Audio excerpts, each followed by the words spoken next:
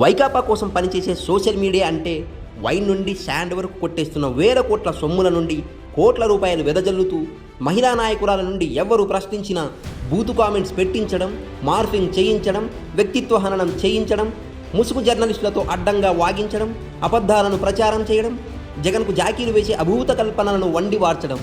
ఇక జగన్ చెప్పే ఒక్కొక్క విభాగం గురించి చెప్పుకుందాం.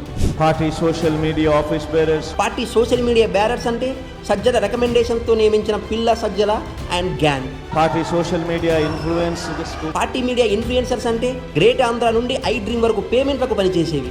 Independent influencers.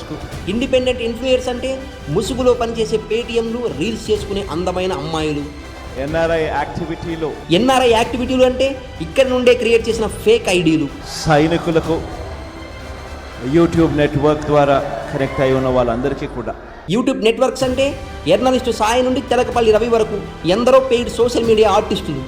అభివృద్ధి చేత కాదు, అడుగడుగున గుంతలమయం చేసిన చవటతనం, గంజా, డ్రగ్స్ నుండి ఆంధ్రాలో చేయించే అరాచకాలు చూస్తూ కూడా సమాజం నుండి మనుషులు ఎవరైనా జగన్ పాలన కావాలని కోరుకుంటూ సోషల్ మీడియాలో తమ ఆత్మగౌరవాన్ని చంపుకుంటారా?